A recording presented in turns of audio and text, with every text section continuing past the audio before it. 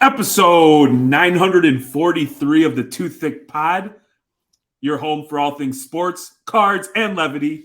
I am your host, Jeremy. You can follow me at Reckless Cards. And before I kick it over to my partner in crime, I want to give him the biggest shout out and show him some serious love because we were supposed to record 94 different episodes this past week. My punk ass was in Cincinnati, not eating Skyline chili, staying at a beautiful Hilton where I decided to get my Karen on because I paid for the most premium internet. It kept dropping me. And so I took to Twitter like a white woman and just expressed my frustration and told them this is why I fuck with Bonvoy Marriott, because Manny's sitting there for an hour and a half trying to get it going and the internet sucked. You paid the extra $15 and it didn't work. It pissed me off.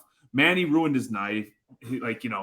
Borderline divorce. It's Cali, baby, on the back burner for me. And then I dropped the ball and didn't come through. So I want to give Manny a shout out because he's been an incredible partner. And with that, I will kick it over to the big dog. No, I mean, it wasn't bad. It got me to do some TikToks. And I don't know if you saw the TikTok where I was a glizzy gobbler eating up all those glizzies. Dude, you crushed it. I couldn't tell if that was real life. Yeah.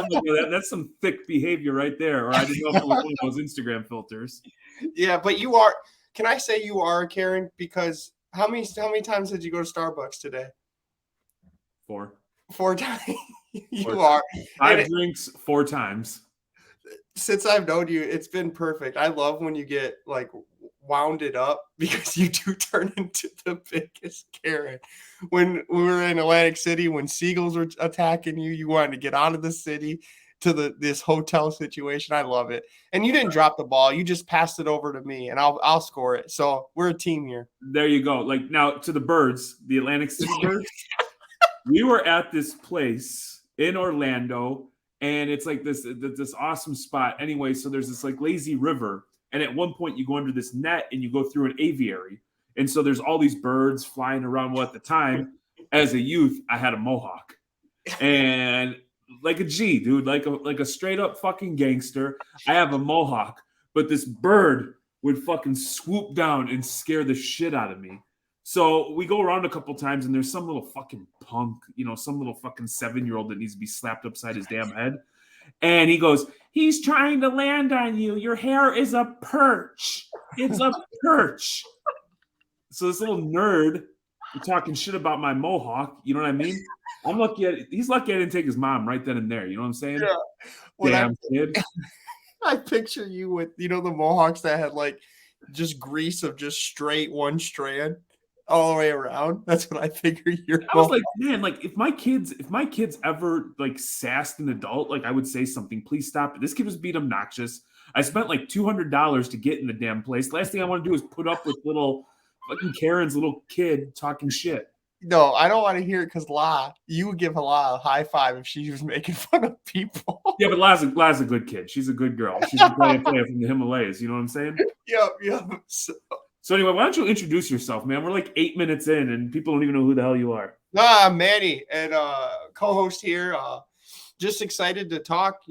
Every Wednesday we were supposed to talk on this weekend about what happened last, but we'll get it in right now. I'm just excited to talk cards with someone. We've talked about this before. I would also add, Mr. Manny, is we got big timed today, and we're not going to put anybody on blast. All right, you want me to? We got big time. This whole tonight was supposed to be an interview episode, and we were about to start the domino effect of fire guests.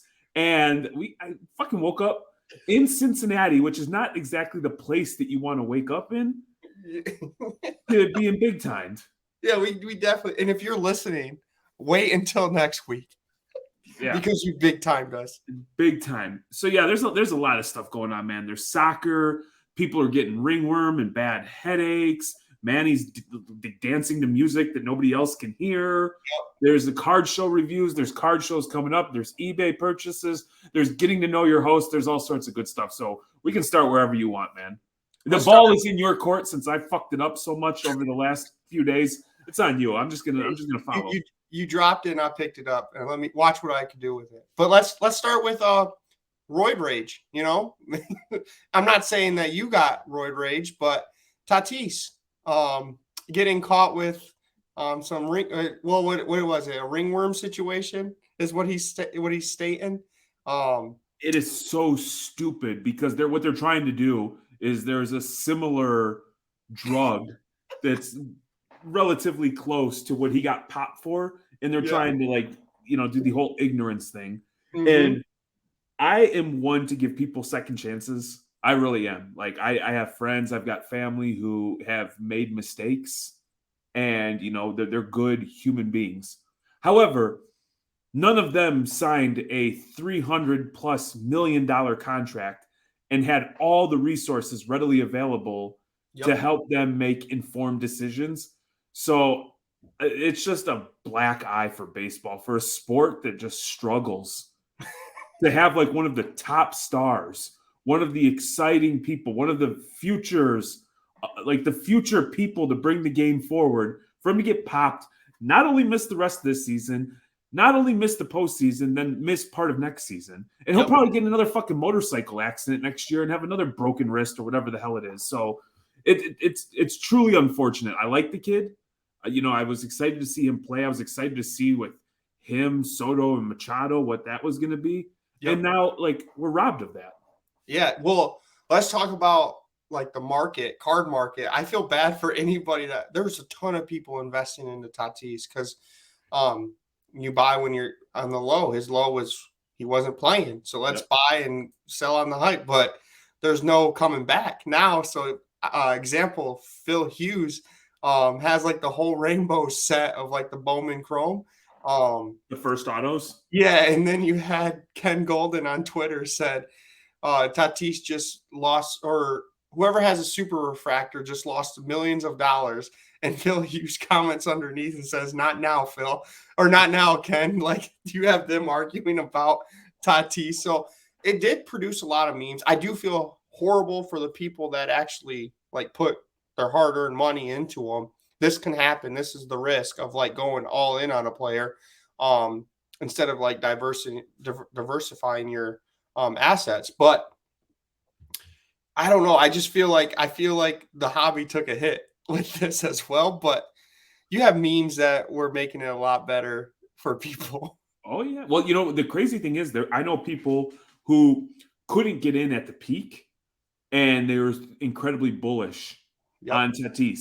So they were probably, whether it's a 3-figure, 4-figure, 5-figure card, they were I don't want to say overextending themselves, but they were taking on some serious risk buying now when it was at a price point that they could afford. And you've seen it on Twitter. I legitimately am gutted for those people. When you make that kind of investment, it's scary, man. Mm-hmm. It is legitimately scary. That is real money, whether it's 50, 100,000, 10,000. And to have this happen, in my opinion, it's going to take a long time, if at all, for him to ever get back to that same spot. And I do want to bring this up too, is because you in particular, you diversify, but you have a huge PC. You're probably top 5 in P. Will collections. Does this kind of scare you? I want to know your kind of thoughts going into this, because you see Tatis doing this. This could easily happen to Patrick Williams doing something stupid. So how do you feel about when you're putting all this money into P. Will? What do you just hope and pray that he doesn't do something like this? I'm just curious, because I am legitimately. It's always scary, man. Yeah. It always the first time, and I'm going to tell a little story. The first time is we bought Fultz on the dip after the buzz of being the first round pick, and what it was is I think he's going to play pretty well, and then as soon as he starts getting good, we're going to get the hell out. And that was our first plan of an entrance and exit strategy. So we were picking up his stuff on the cheap. He started playing pretty well, and we started moving it. Well, he tore his ACL, and that was my first time ever experiencing people on eBay just returning everything. Yep. And then I sat for a year and a half holding these cards, I would say like novices or people who are newer in the hobby, where it's like, man, I'm into these cards for, let's just say $1,000. I don't want to sell them for $300. And so Exactly. it just sat. In hindsight, I wish I would have dumped them all right away, used that money and done something else. But in regards to P. Will, I am scared, man. Mm-hmm. I am scared because I'm starting to buy a lot of stuff that, because I do believe that he's going to be good, that if I don't get it now, I probably won't. I don't want to say won't ever be able to, but when you reach a certain price point, I have to use that money to buy inventory. And Yep. so, yeah, it's a legitimate concern. It's scary. Yeah, and I'm like seriously wondering because I was going to go hard on Wiseman because he hasn't played in forever. Um, Mm-hmm. but I have my reasoning. Wow, I can't talk right now. It must be the Coronas I've been drinking. Um, but I found like there's always Steph Curry, Klay Thompson, and he's always going to be in the back and like never be like the actual superstar. So it kind of worries me. Yes, he was like the number 2 pick overall, and yes, he's a stud. But is he going to get overshadowed by these two players? And I just wanted the audience to know, like, if you are going hard on someone, you got to know the risk of this Tatis, P. Will, and all this. Well, I'm not saying P. Will, but I'm saying like the risk. It's a high risk, high reward. I think most people would have thought Tatis is going to be, besides like the knuckleheaded stuff of like riding a motorcycle, which Yeah. you hope that he matures out of.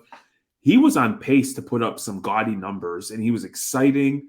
And so for me, if I was going after Tatis, which I wasn't, I would have been able to look past the goofiness just because he's so popular. He's charismatic. He's a good-looking kid. He's in San Diego. He's going to be surrounded by an incredible lineup. And I would have never thought in a million years somebody who is that talented would get popped for steroids. Yeah. And Yeah. what makes it worse, in my opinion, you always hear America loves a comeback story. It would have been so refreshing for him to be like, I was just trying to, get back a little bit quicker. I made a mistake, instead of like ringworm. Then his dad comes out and says it was a bad haircut. And it just, to me, that makes it that much worse instead of just being accountable and owning it. Yeah, for sure. Like, I mean, Barry Bonds and all them have been taking a hit since then. Like, do you see his cards even coming back up? Like, for example, I got screwed too getting in the hobby. I'm a big Michigan State basketball. I was buying Miles Bridges cards, and then all of a sudden with the domestic, I don't want his cards anymore. But I'm stuck with them because who wants the cards right now? It's always going to tarnish them too. Like people aren't going to want to collect them 20 years down the road. Tatis, no matter what he does, he's always going to have the steroid on his resume where he might not even get in the Hall of Fame now. Because I mean, Barry Bonds can't, Roger Clemens can't, and they're 10 times better than Tatis.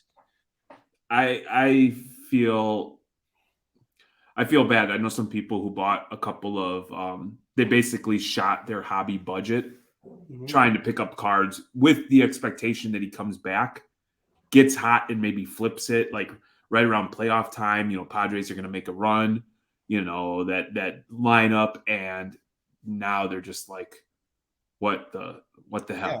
Now, Yeah. if you have a bankroll and you believe in him, over the next several months, it's going to be an incredible opportunity to pick up his stuff on the cheap if you can afford to sit on it and see what happens. Because I expect that at some point he's going to come back. He is going to go on a tear where he hits 15, 20 home runs in a month.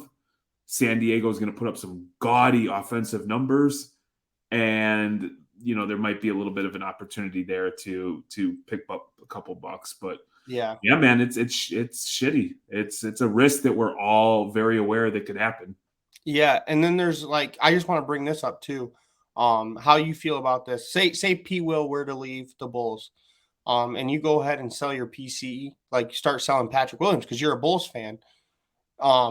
This happened with Old Town Roads or Old Town Cards. He's on Twitter. Soto, he's the biggest Soto guy. Got traded to Padres. He's a national collector, so he started selling his cards. He was getting a lot of hate on Twitter because he was selling his Sotos because he was the one that was like, "I got this Soto." Like he was hyped about buying the Soto so early because he's the national guy.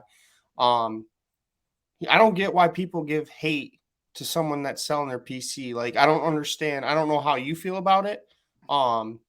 Do you think that's okay to sell your PC if he leaves a different? Because I mean that's a risk, right? He's going to the Padres. You don't know how he's going to be.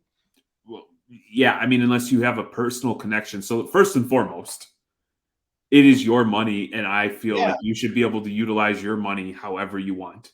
Yeah, he was getting hate. I didn't understand it. So I get the same way when I go to Vegas and I sit down and I play blackjack. I always let people know I don't play by the book, just so they're aware, because people get weird about that. And I always try to take the last spot so that way, I'm not trying to mess up somebody's hand. And it drives me crazy when people get pissed off. And I'm like, well, if you played by the book and the book was so successful, you wouldn't be sitting next to me playing $25 hands. You would have won all your money and you would have been done. So fuck off. Don't tell me how to spend my money. Yeah. I would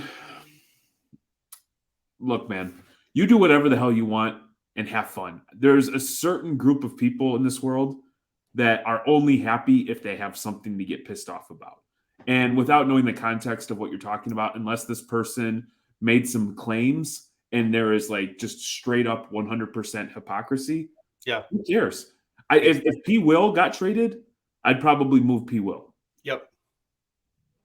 That's just me. Like and this is me as a fan. Like I have an affinity, I believe is how it is. I have a love for like a player that stays with his team and wins with his team. Yep. Doesn't mean I don't dislike him, but at that point, he's not a Bulls fan. He's not in the Bulls. I'm not seeing him. I'm not watching his games. And I liked Patrick Williams because he was a Bull. I didn't like him. I didn't know much about him prior to him becoming a Bull. So that's kind of where I'm at. Now, with that being said, I might say this, in a couple of years, he might get traded or might leave as a free agent because the Bulls sign Giannis and he wants to go somewhere else. And I might do something different at that point. But in this moment, that's how I'd feel. I'd probably move on and go somewhere else. Yeah, because I was worried about if I started a PC, I'm going to get hate for selling it. But it makes sense. Like, it's your money. You do what you want. He shouldn't even got hate for it, to be honest. That's what my opinion was. But let's continue to talk about the Bulls. Did you see about the national news? What's about that? The Fleer box, the 1986 Fleer rookie? Yeah, with your boy BBCE. We've been duped. They've been duped again. I don't understand. First off, that's got to be a difficult job. Yes. Right? And it's probably I don't know how you truly know one way or the other. Like I don't know how you get trained in that. I don't know how you get educated in that. Like I know that like you can put together some evidence and there's like certain things you could look for, but how do you ever know for certain? You don't. And go ahead. These boxes aren't even, they came, I mean, I wasn't born in 1986, so you could help me, but they weren't sealed, right? When they first were produced. Did you say 96 or 86? 86. Yeah, so in 86, these boxes were never sealed like they are today. So the cases were sealed, but the individual boxes inside were not sealed. So if anybody doesn't know what we're talking about, Whatnot had bought a box of 86 Fleer, and they did a break at the National. And there's a lot of backlash coming because as, Pac-Man cards, Pac-Man, Card Collector 2 were opening the boxes. The cards were in sequential order or alphabetical order.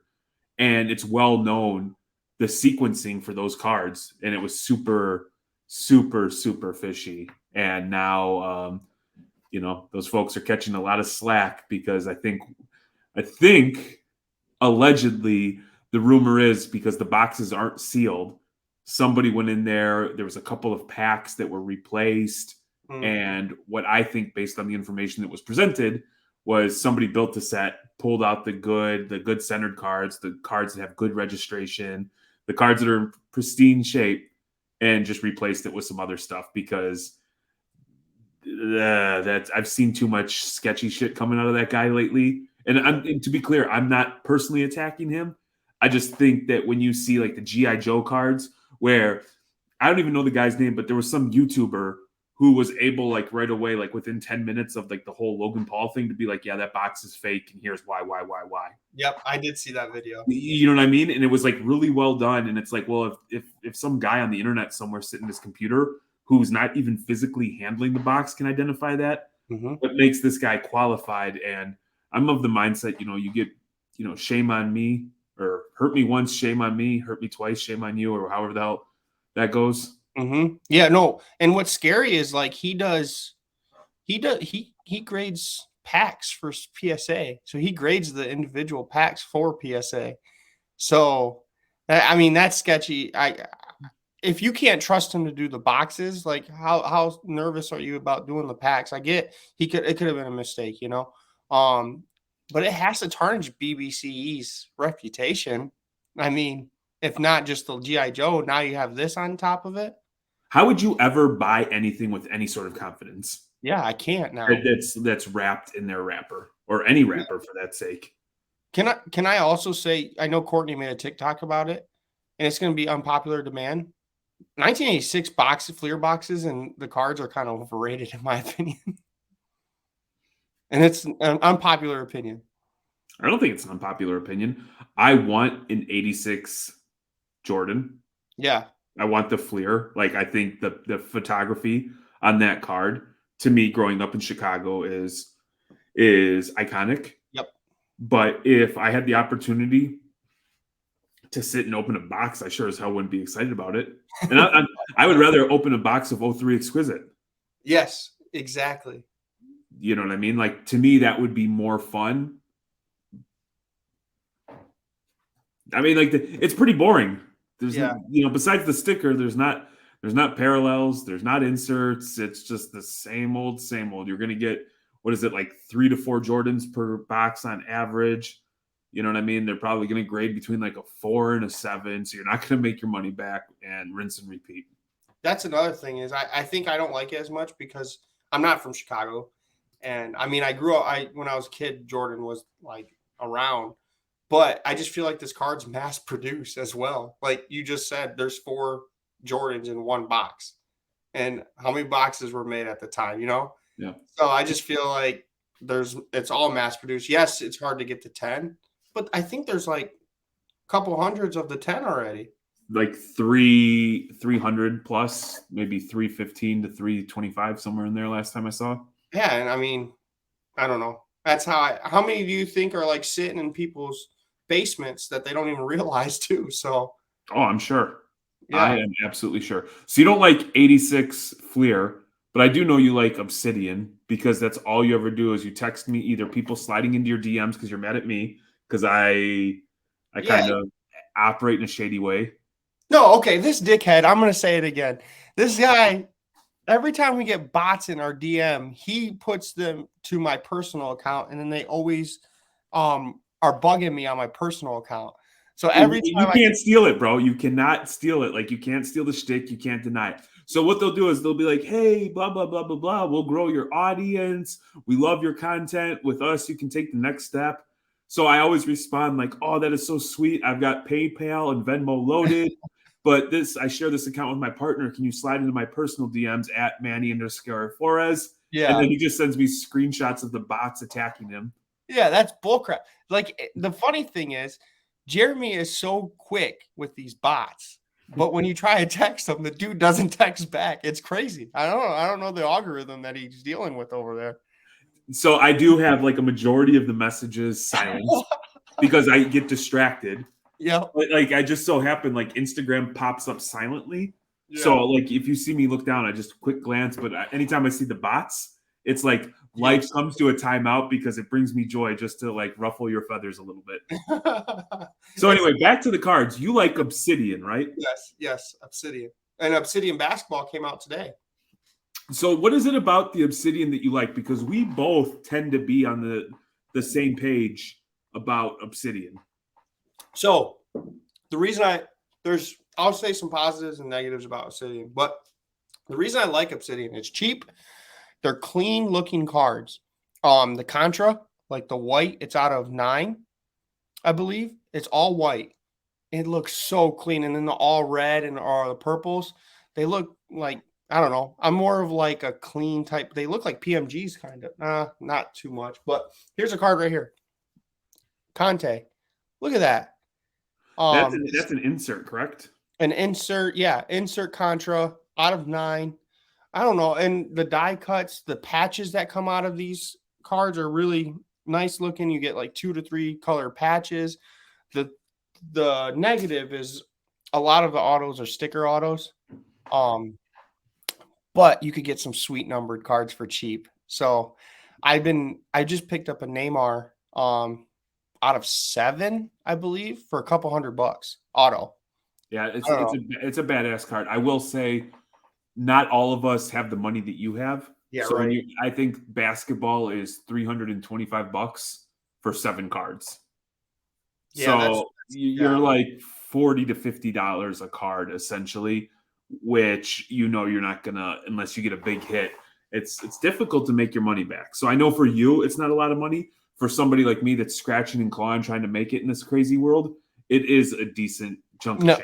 You're a degenerate. You like to open boxes. I like to buy singles. So the last box I opened was an Obsidian football box where we spent like $450, and I was the dumbass, and I knew it too.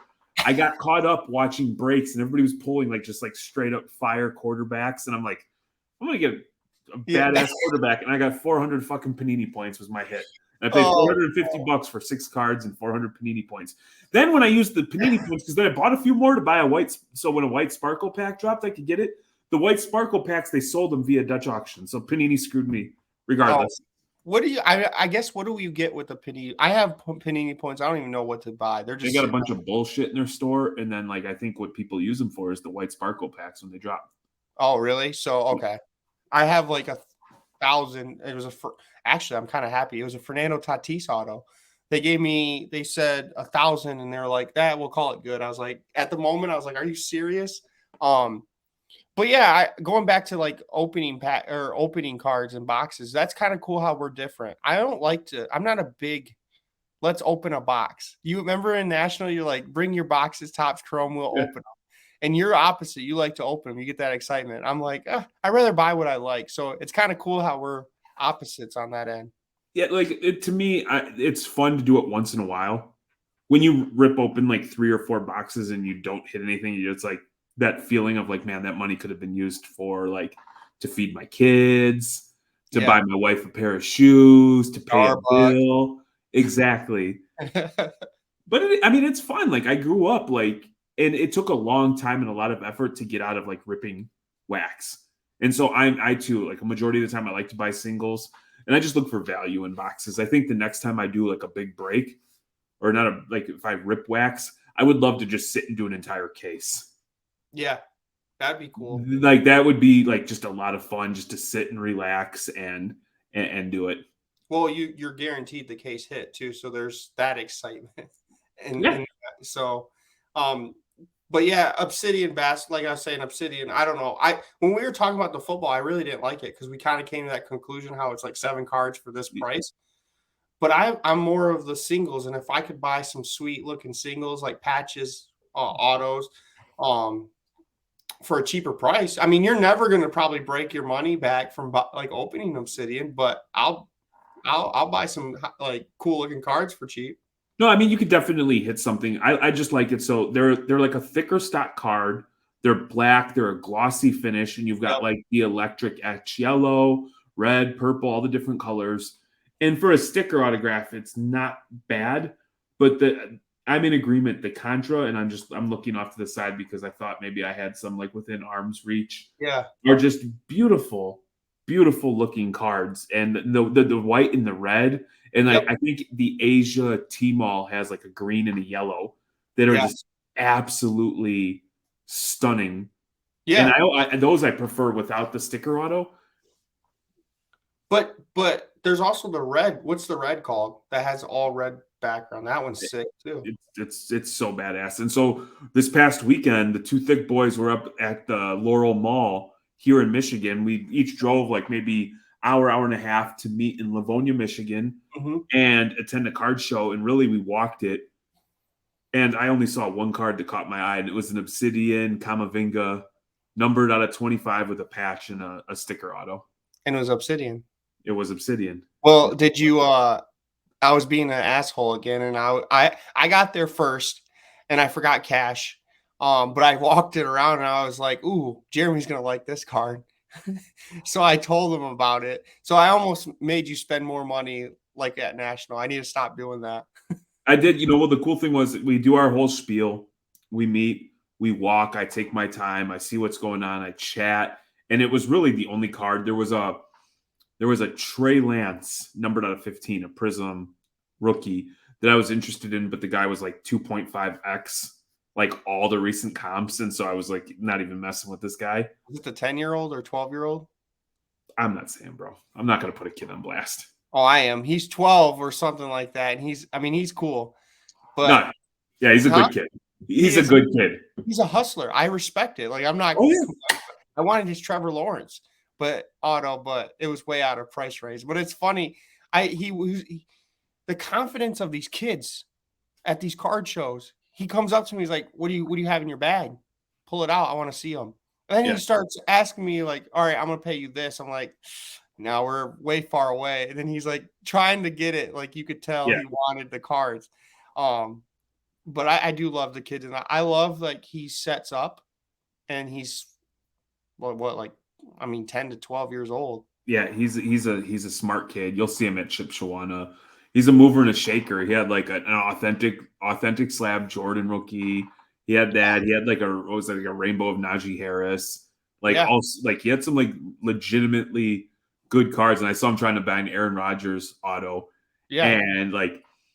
He told the guy, well, I priced this at like $350, and all the comps were at like $500. And the guy, this adult was like, he's like, that's cool that you priced it at $350, but it's my card and I priced it at $500.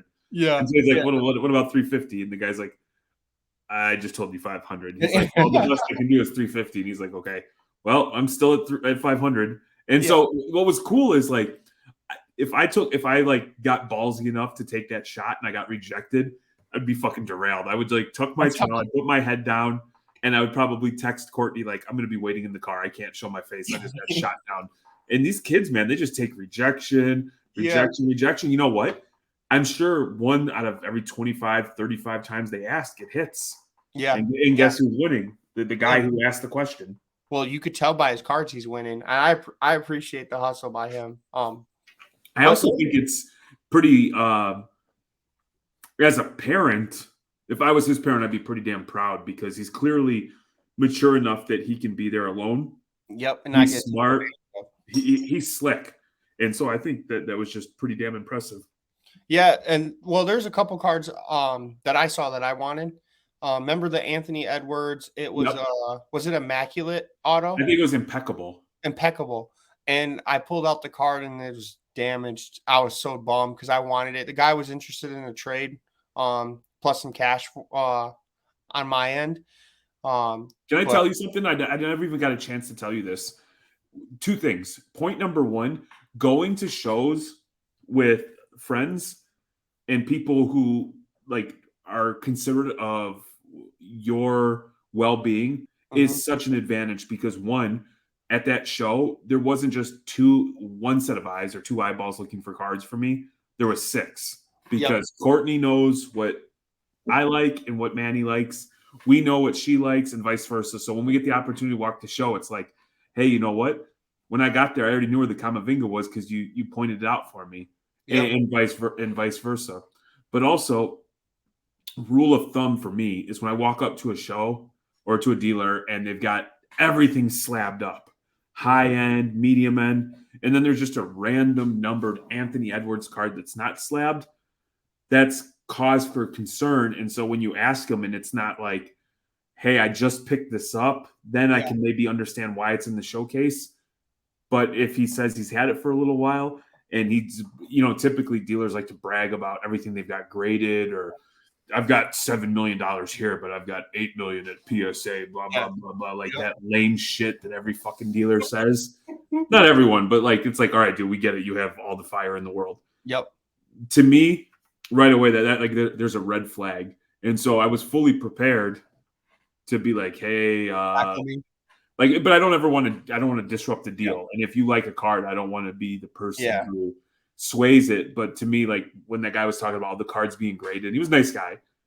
I had a suspicion, and sure enough, I think it was the lower right corner was beat to shit. Oh yeah. Did you have a kind of like a, what would you say, like a high positive moment when I came back up to you and I was like, I didn't do the deal. I saw it. It was all beat up. Yeah. I did. A proud moment.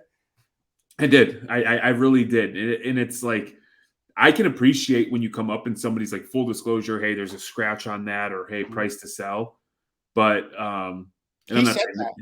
I'm not saying like I'm not speaking ill about this particular dealer. I'm just saying like rule of thumb when you're walking these shows, there's a good chance that if something's raw and there's a lot of graded cards, there's a reason why.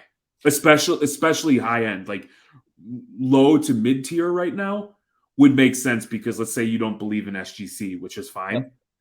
Yep. If you have like a $20 to $100 card, most people don't want to spend it in to spend 100 to potentially get an 8 or a 9 back, especially with the uncertainty or like the lack of consistency in the grades that are coming back. Well, some of the raw cards that I like to look at that are higher end are like the flawless that have like that sticker that they put on, and they pulled it and they haven't been tampered or anything with. Is it just flawless that has those, or is there another product? Is it you have like the Panini 1-in-1? Yes, that come with the sticker. But even my P. Will 1-of-1, if you look at the lower left hand corner, there's it's not perfect. Yeah, but the dealers are more apt to sell the card with the sticker on it as well instead of getting it graded because it's thicker too. So, but yeah, the card show was fun. It was small. I talked to a couple people. It's like their third one. But I think in a couple of months or maybe a couple of years, that's going to be a good card show to go to. So if we're in there early, start being a dealer. Now it's going to be good. One thing that's unique to me, and I don't know and I would love if somebody wants to leave a comment, but like in Michigan, there's a lot of shows that are in malls.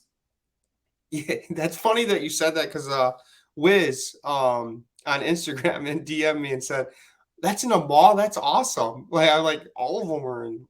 I don't know any card shows that weren't in malls technically.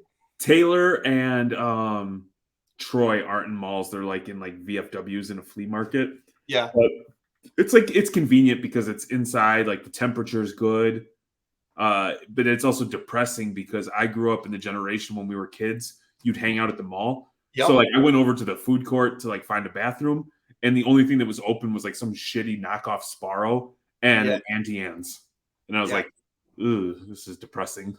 Yeah, I don't know. I do like the mall feel. I end up going to other stores afterwards, so I guess it's a plus for them.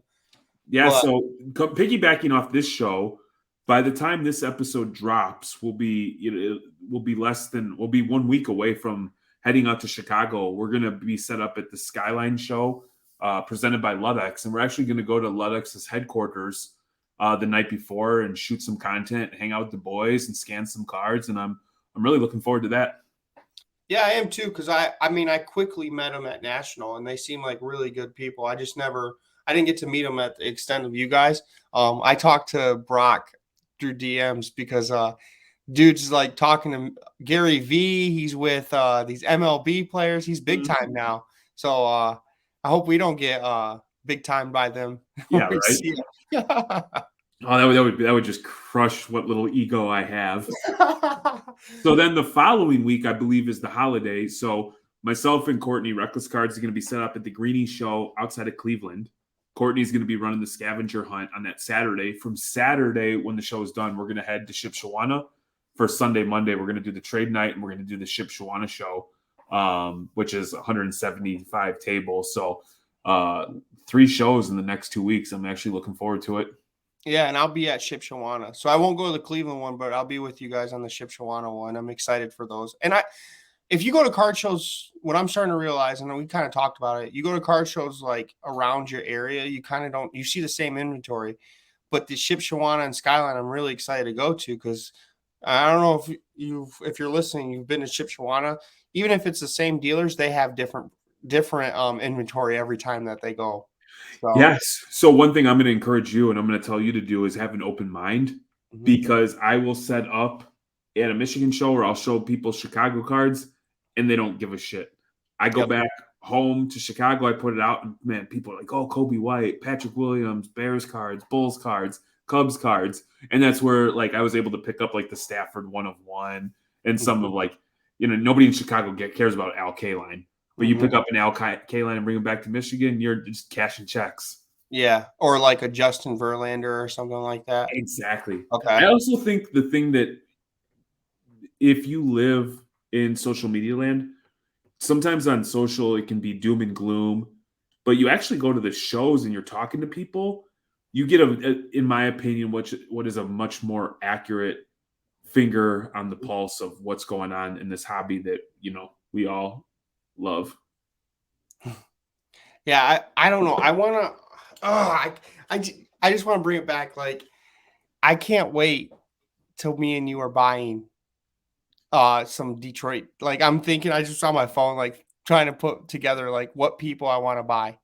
Yeah. At Skyline and Shipshewana. I'm gonna be looking for Cade. Yeah, no, I mean, Cade's awesome. I had somebody actually message me today that I used to work with. It's like, big dog, big dog, big dog. Yeah, Hey, yeah. do you have any Cade? I'm looking for some Cade. I'm like, you and everybody else, dude. You and everybody else. Do you you watch soccer this weekend, right? I did. How pissed were you? Well, you're not gonna be pissed, but I'm pissed. I'm a Chelsea fan, and we got robbed. You saying that we didn't get robbed? The ref screwed us. You conceded a goal in like the 9th minute of like stoppage time to Tottenham Hotspur, man. Like that's on y'all, man. And Well, did you guys see even the play Captain America? You have No, you have Captain America, and he's sitting on the bench. Maybe if you let Captain America start the damn game, you guys might have been up 3-0. It would have been game over. You bald people stick together. He got his hair pulled, and no call was called. I don't know if you saw that. That should have been a red card instantly. This is They ticky didn't get that dude. chance. This is ticky tack. Ticky tack. Ticky tack, man. This is supposed to be the Premier League, right? Isn't it known for being a little bit more physical though? Wasn't that always like that? Like some players struggle to adjust to the Premier League because of the physicality. Yes. Yep. But so I'm the person that, like, if my team loses on a bad call late in the game or it's a draw, I look at my team like, why were we in that situation? What could we have done earlier in the game to avoid even being put in that situation? It's like the fighter that dominates, it goes to the judges and he loses a split decision or loses because some judges viewed it differently. Like, well, what can you do to avoid being put in that situation? Yeah, I guess you're right on that aspect, but I'm still upset about it. We should have. Tottenham's our like biggest rival, and they're just getting every call. Or we didn't get any call on both goals that shouldn't have counted. Even the coach was was angry about it after the game. But that was a very aggressive and weird fucking handshake that took place. Like he said, "Look at my eyes when you handshake me." It's so funny. They both can't coach next game. Really? They were suspended?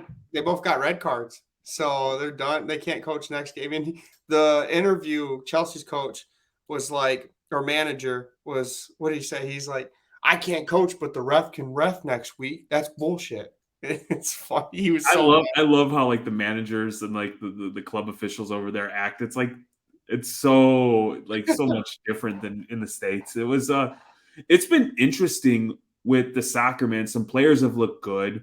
Like I think most notably the thing that I've noticed, and obviously this is not getting in the weeds, but Messi looks a lot more comfortable and PSG looks more like a team as opposed to a collection of superstars. They do, but there's one player that's kind of thrown a wrench into it. Mr. Mbappe. The guy. I gotta sell my car before I start talking crap about him. No, I'm joking. I'm gonna talk crap about him. I was watching the game and he just looked off. They said it was personal issues afterwards, but this guy missed a penalty kick. The second penalty came and Neymar was going to take it. He comes up and starts talking to Neymar and looks like he got upset. Neymar scores the penalty kick and it's going on and on. There's plays where he didn't get the ball on like a counter attack and he just stopped. He threw his hands in the air and just started walking. And I was like, what's going on with Mbappe? He's bumping shoulders with Messi and Messi's like giving him like an evil look. So I was like, what's going on? And what's going on? After the game, Neymar was liking tweets about how bad Mbappe was being during the game. And I guess it came down to where people thought it was because of the penalty kicks. In his contract, Mbappe takes all the penalty, all the free kicks and all that. So he was upset about that. But it turns out that Mbappe's, you know how he's like the general manager of PSG now? They basically gave him that right. He was trying to sell Neymar this summer, and Neymar found out. Okay. There's a lot to unpack there. It was my understanding that most people expected Mbappe to leave and go to Real Madrid in the offseason. Yep. He chose not to. And there was, like the prime minister or president of France was even involved in trying to recruit him to stay. Yep. And there was the talks that like he's going to stay with PSG beyond the World Cup. Yep. Maybe do some Champions League damage with PSG, win a World Cup with France, and at that point his legacy is solidified, and then he can move on. Mm-hmm. I want to know if you're an athlete that's going to make ungodly amounts, that you're already playing with arguably the greatest footballer ever in Lionel Messi. You have who's been widely considered top 5 for the past several years, who kind of gets lost behind Ronaldo, Messi, Lewandowski. You have Neymar.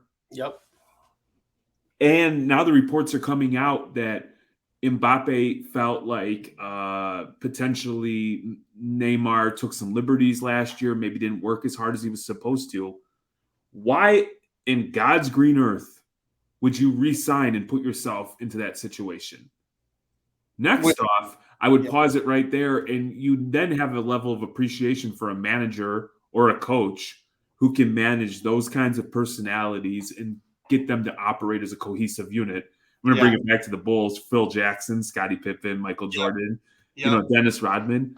A level of appreciation for leaders who can get people to coexist. This whole situation, I don't know who's right or who's wrong, but it's goofy. That's ugly, and typically stuff like this tends to get worse before it gets better. Yeah, well, they also had Sergio Ramos had to intervene in the locker room. They were like throwing stuff. Neymar and Mbappe were throwing stuff at each other after the game. So there's tension between them, and it seems like Mbappe is taking all the power to his head. Wants to get rid of all the South American players because they're soft. Like he got rid of Di Maria. And he went to Juventus, which is Messi's friend. So he kind of burned a bridge there. He's burning bridges with everyone. So I'm a little nervous with Mbappe, to be honest. He kind of got big quick, winning the World Cup, scoring those 3 goals in the last 2 games of the World Cup, becoming this big pop star, basically giving the key to Paris. So I'm a little scared of, because he's still young.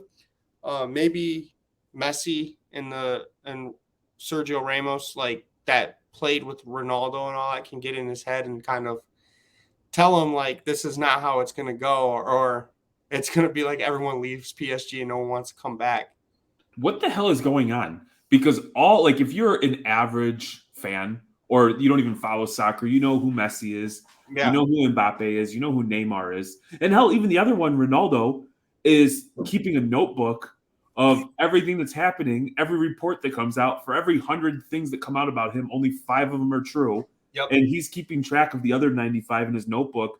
Apparently, like, nobody wants him, or he's not good anymore, or like, I don't know what the hell's going on over there, but it is pretty entertaining. Like, just pop some popcorn and sit back and watch like all the craziness unfold. For sure. If you're not into like soccer or football, this year's like the best time to get in because it's like a reality TV show with all the teams. 2 questions. What the hell's going on? Like, seriously, what the hell's going on with Ronaldo? And like, why is he not coveted, or why doesn't anybody want him? Because he played at a high level last year. And part 2, you lost my train of thought because you cut me off. So go ahead. What's the Ronaldo piece? No, when does the transfer window close? Okay, so I think in a month the transfer window closes. Okay. And then it reopens in the beginning of the year. So Ronaldo is in my eyes, is a perfectionist. He wants everyone to have a high standard. So he's really hard to deal with in the locker room because he expects the perfectionist, and he has like his little attitudes, like I want this, I want you know what I mean? I want to win, pretty much. He wants to be in the Champions League, is what I'm getting at. Manchester United's not; they're in Europa this year. Which, if you're not into soccer, the top 4 teams in European Premier League, top 4 teams go into the Champions League. The next 2 go in Europa. Which Champions is like basically the Super Bowl tournament. So he's not in that. He wants to break records. He's close to breaking multiple records in that tournament, so he wants to play in it. So he wants a team to pick him up. I think what it is he plays a style of a striker that isn't fit with other styles, with teams. Like, for example, Chelsea didn't want him because of the style of play is not catered to Ronaldo. I also think that people are getting nervous about his locker room. He threw this fit to get out of Juventus, like he wasn't going to play, blah, blah, blah. And now he's doing it at Manchester United. So a lot of teams are like, yeah, we take him in. When's if he wants to leave, he's going to throw a fit and ruin chemistry. So I think that is the main thing. He's 38 years old. I seen a video of Real Madrid. The owner, a fan was like, bring back Ronaldo. And he's like, he's 38 and just kept walking. So I think that's another reason to his age. I you know what? Like we grew up in Chicago, and so we always heard the stories about Jordan, like, you know, famously punching Steve Kerr and just like, you know, pushing the guys really hard. And unfortunately, or fortunately, depending on how you look at it, times have changed. Yeah. And sometimes, you know, being hard on somebody is what some people need. Some people need a hug. And it sounds like, based on what you're saying, that him trying to work these kids might not be the most appropriate approach, and he's starting to burn some bridges and becoming more of a cancer than a value add. Yeah, and I think that's what it is behind. I mean, I'm only assuming, like, but that's what, in my opinion, what's going on. But so I think he's going to get sold, by the way. You have to. Why? First off, Manchester United sucks. Yep. They're not going to be good for a while. Their ownership is terrible. And, you know, why corrupt what little talent you have with a aging superstar who's got an ego? And I'm not saying that in a bad way, but like, why would you even have that? Yeah. Unless it's just selling jerseys and tickets. Mm-hmm. But can we do something like, because it's sports, cards, and levity, and we just talked about a bunch of prima donnas who make a lot of money, don't work as hard as us, and aren't clearly having a good time. How about we introduce something new? Thickest of the week. Let's go. So this is my favorite. We kind of brought this up where we're going to bring in a thick person. Could be any figure. We're not going to joke. But being a thick person, like acting as a thick person, right? Sure. So if you want to bring, while I get it set up, if you want to talk about who our thickest of the week is. Yeah, well, I mean, thickest of the week was we're always talking about things that are thick, right?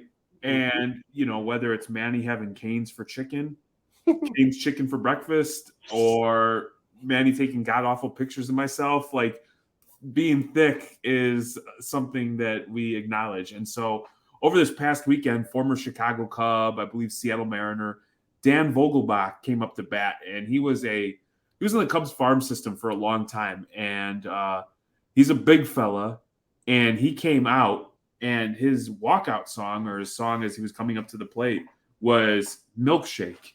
And it is absolutely freaking phenomenal. This guy is an athletic specimen. You know what I mean? Like, they used to call Vince McMahon the genetic jackhammer.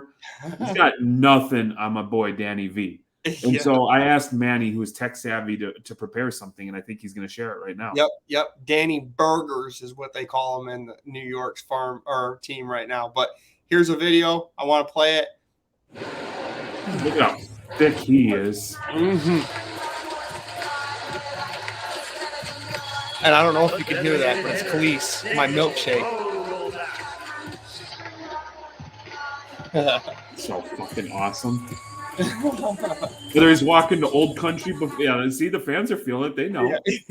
They know whether he's walking to Old Country Buffet or he's going to go hit a 450-foot fucking dinger. My man is feeling it, and I love the music. Yeah. So with these thickest of the week, that's kind of what we would do. And if we're gonna nominate him as thickest of the week, we're gonna have to get one of his cards. So I'm gonna be looking on eBay to get one of his cards to add to our Too Thick. Yeah, slide into the DM, send us the eBay link, send us the My Slabs link, whatever, and we're gonna build the thickest set. And so for this week, I'll just jump to it. I'm borrowing one of Courtney's cards. This is actually game used goalpost, but what's thicker than William the Refrigerator Perry? I mean, your nickname's Refrigerator. Yeah. So, like, Doc Coach, Mike Ditka, could have given the ball to Walter Payton, one of the greatest running backs of all time. But he said, you know what? This is the Super Bowl. And in honor of the Too Thick podcast that's going to come out 30 some odd years later, we're going to give the ball to William the Refrigerator Perry. That's awesome. That's my thick card of the week. So my thick card of the week is a guy that's played for many teams, went downhill because of his injuries, his neck injury. But he was a great player in his prime. And it's Prince Fielder. Baby Cecil. Yep, Baby Cecil. And why I picked him as my thick card of the week is when he played for the Detroit Tigers.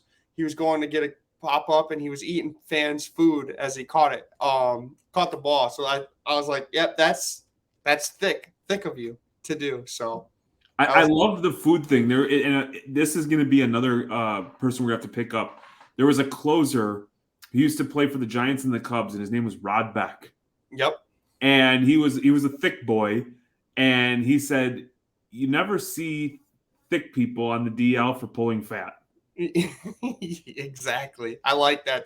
That's got to be one of our thickest of the week interview. We have to get that and show it. But our goal of this, and we wanted to bring it up, is at the end of the year, we kind of want to do a thick of the year award to the best person who's acted in the thickest of that year. Yeah, and thick is not just a body. It's a lifestyle. It's a mindset. It's an attitude. You know what I mean? It's a thing, and we're gonna make it happen. I love it. I love this segment that we're doing. I hope you guys do too.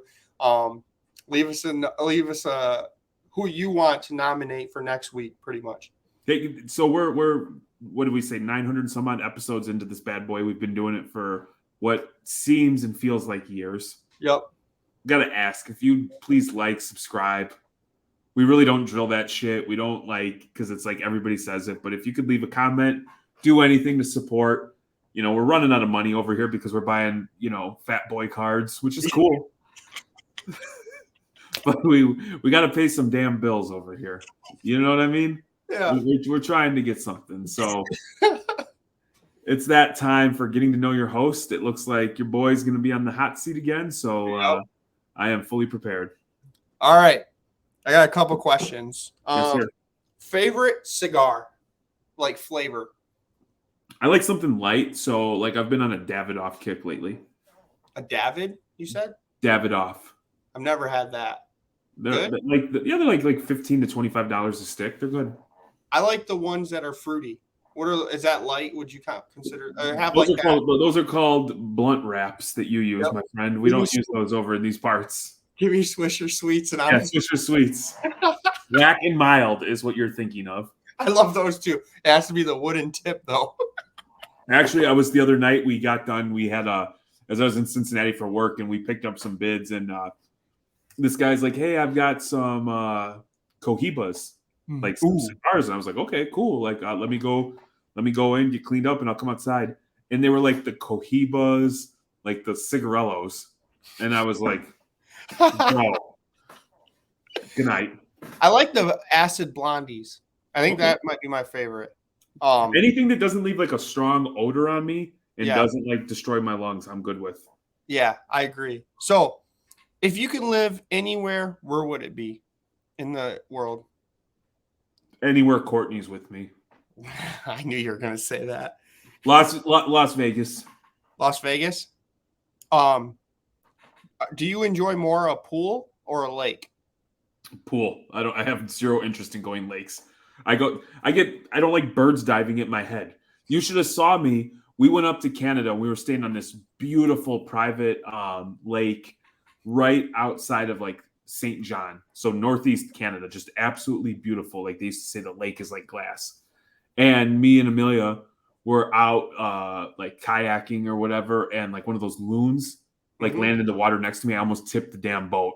But I don't want to go in the boat because I don't want no fucking fishies touching my legs or getting my piggies.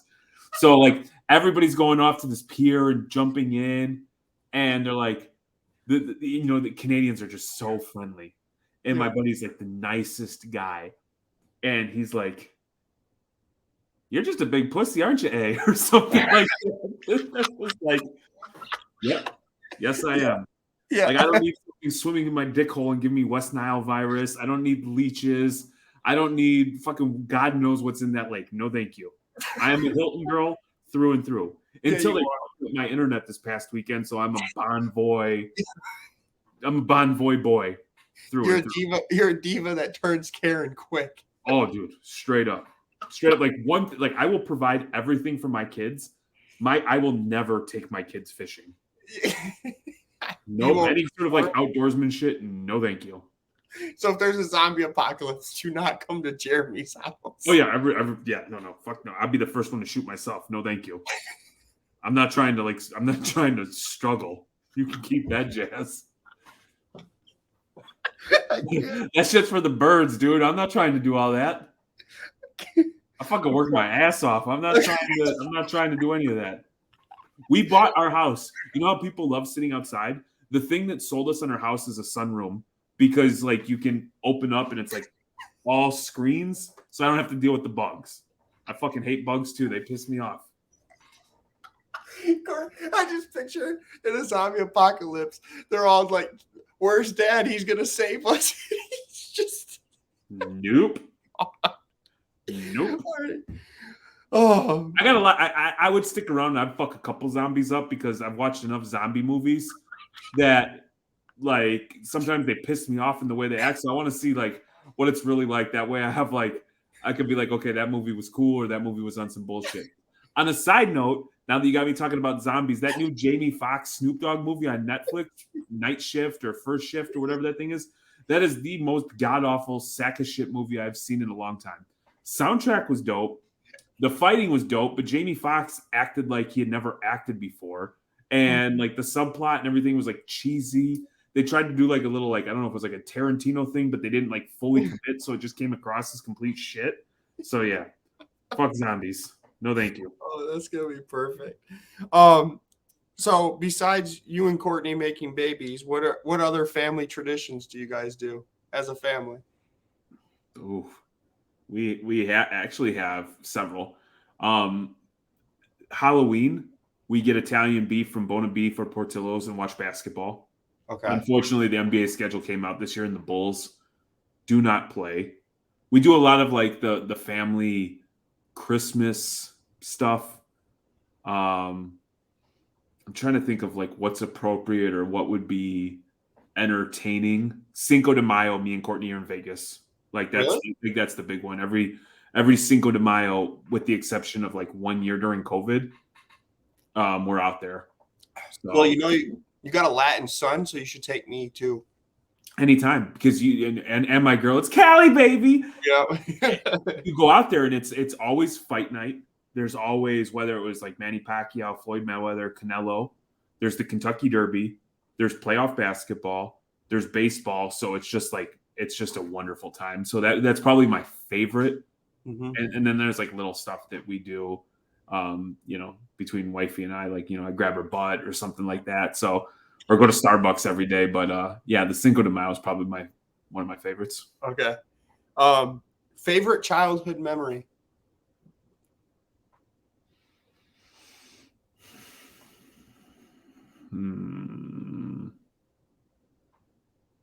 I'm pass. Like pass? You don't have memories? No, I have memories. You're bullied. My fucking childhood wasn't exactly fun. Like I didn't like my childhood. It kind of sucked, to be honest. I'm not gonna get up here in front and lie. It was I don't know, man. Okay, we'll pass. I don't know, man. Maybe the first time I got laid. I don't know. That was pretty cool. All right. All right. Favorite player that isn't on your favorite team. So for baseball, it has to be someone off the Cubs. Then we're gonna do football, Bears off the Bears, and basketball off the Bulls. So, favorite baseball player that's not on my team. Yep. Okay. Of all time. Oh, of all time? All time. All time. Damn, dude. I'm going to get in my head. Okay, so hold on. Back to the childhood thing. When I was like 16, me and a couple of buddies came to Detroit for a concert. And so we were a couple of white kids from the burbs of Chicago, drove all the way out to Detroit. And this was like back when Detroit was rough. And I still remember, you've got the smoke and the steam coming out of the sewers. We're driving around. And so we got in a night early. So we went to the movies. And it was a theater full of people. And we looked so damn out of place, right?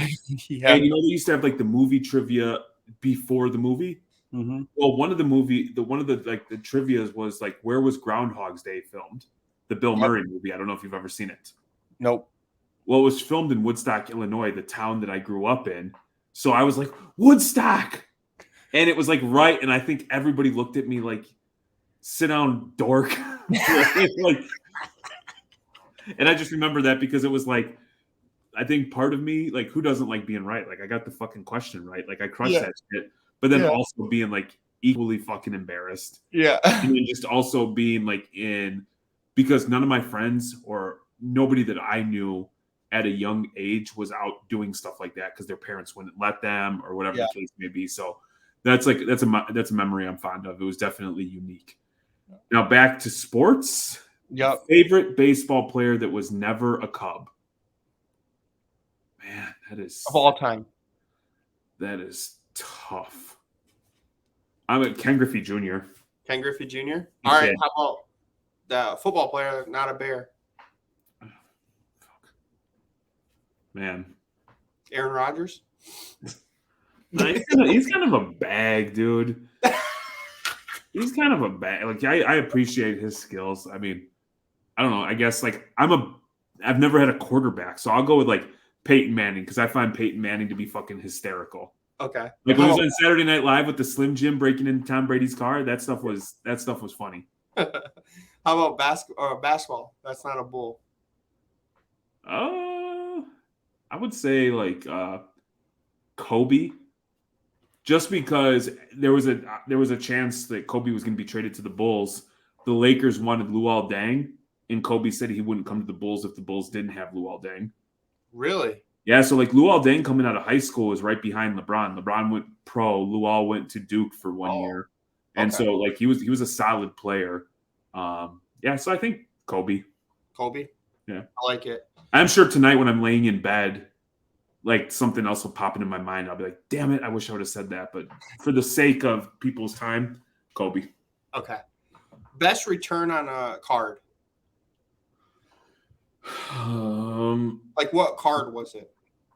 Can I talk you through the process? Yeah, let's do it. So I had bought a Kobe Bryant redemption for like $110 on eBay. It was like a Tuesday or Wednesday. And it was like one of those days where I was just like, when you think you have the hobby figured out because like the player. Yep. But then you realize like, oh shit, it might be the right player, but it's the wrong card.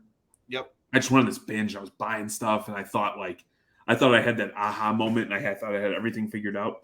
So I bought this Kobe redemption for like $110, got it, put it in. A year goes by, I still don't have the card. I kind of like forget about it. And then unfortunately, whatever happened, right? Yep. So I'm like, am I not getting anything? And so I do a little research and I get like an email for somebody at Panini. And I emailed them. I was like, hey, I was very polite. Like, hey, I've had this in here. If you go into the Panini's app, you can actually send messages. They never respond. But I showed them that like I had messaged them a few times. Like within 48 hours, I'm not kidding you, I got one of those mosaic packs. The snakeskin ones? Yeah. So I didn't open it though. We sent it in to be graded. Oh, really? Yes. So we sent it in to be graded. Like, I don't know. We just thought it would be cool. It was also like I had never graded a pack and we thought like we'll just share it. So there was, when we got our pack back at 10 and it was pop 2. Well, there was another guy who had his up for sale for like $8,000. Mm-hmm. So we put ours up for like, I messaged him and like I put mine up for like $7K or something like that. The guy never responded. Yeah. I was like trying to ask him what kind of offers he had gotten or whatever. Yeah. So anyway, long story short, and it's crazy. That might have been a fake pack, but apparently BBCE authenticates stuff. So yeah, there you go. But we actually took it, and it was like one of our first Ship Shawana shows. It was a couple of guys who were buying high-end stuff came, and they wanted it for the showpiece, and we still had like the original redemption ticket, the paperwork with it, the box, and they bought it from us for, I want to say, just under $4K. That's so awesome. So really, I spent like $110 for the redemption. Let's say $100 in shipping and getting the thing graded. So I was into it for like, well, we'll even round up $300, and we sold it for somewhere between like 35 and 4. I think it was closer to 4. So even if you went 3,500, we made $3,200. I like that. That's awesome. That's awesome. Yeah. So let's do the reverse. What's the worst, and which Kobe White one was your worst? No, I'm joking. So what's your worst in return on a card? I would say I bought a LeBron James rookie, and I took a video of this and I shared it at one point. The guy shipped it in nothing. It was just in a top loader. Didn't even have the piece of tape on the top. It was the Bowman Rookies and Stars auto. So I paid a ton of money for that. And I was pot committed to getting it graded. It graded it like a 7 or an 8. And so that one just kind of stung. Yep. That kind of stung. Like that was the first time I'm the guy, like when they fuck up my food, like I throw it away and just go back and like order again. I'm not the one to make a big fuss. And that was like the first time ever I wanted to return a card on eBay because I just like spent like $1,000 on this thing raw, man. And like, you shipped it like shit. And I had a video too. Like I try to videotape like any expensive stuff just in case there's any fuckery. I've got some like video proof that I'm not a scumbag. Yeah, no, that sucks. That hopefully, I mean, more and more it seems like people are starting to ship well. Yep. On eBay, but we still get the returns of people not buying on your stuff. So, last question, and I'm doing this because we're going to shows like next couple of weeks. Would you rather be a dealer or a buyer? I would be a dealer so I could be a buyer. I love setting up as a dealer because the cards that walk up are incredible, and you're paying a fraction of what you're paying if you're on the other side of the table. Yeah, and I think we're gonna do that at Ship Shawana, right? We're gonna have 4 tables at Ship Shawana. And we'll have like one to just be set up for buying pretty much. And I'm legitimately like Courtney will be doing all the selling and I'll be doing any kind of trading and buying. Okay. Yeah. I love it too. I love that part of it. Like it's cool. At the end of the day, even if you remove the money, to sit there and have people bring you cool cards that you didn't even know existed. Yeah. Is a fun experience. Yep. I like it. And that's all I had on today's Getting to Know Your Host. So let me ask you this. You didn't plug it at the beginning, and I wasn't going to call you out. Did you have a nice release? Oh, I had the perfect release. This was the best hobby release. Wednesdays, I get all like, build up, and then when Wednesday comes, I just release it all. Yeah. We have a rule in the Reckless household and the Flores household, no sex before Wednesdays. Yep. And, I mean, the release comes Wednesday nights, so. Yeah. Make sure you follow us on all socials. You know what I mean? At @2ThickPod. And like and subscribe, man. Don't be a hater. Yeah, don't be a hater. And there was I don't want to say an Easter egg because it wasn't hidden too much, but there's something scrolling. If you answer that, you're going to get hooked up. Yeah, so if you're watching on Apple or Spotify. Also, if you're on Apple and Spotify, leave a 5-star rating and tell us what you like about our podcast. Yeah. We would greatly appreciate it. I think we have a perfect score, though, to be honest. So, I think it's cool, dude. But I think the more the algorithm, whatever, you leave a 5-star, whatever, it boosted us up. I mean, we don't care, but we do care. So we want to hear what you guys think, if you guys are enjoying this podcast or not. So thank you. Shout out to me because I had 5 coffees from 4 trips to Starbucks. I was dead tired at like 8 o'clock. It is now 11:30, and I feel fucking wired. And I have to be up in a few hours, so it's going to be a It's gonna be a good night. Yeah, and maybe we'll do an episode this weekend if Jeremy has good service. Talk to you later. Later.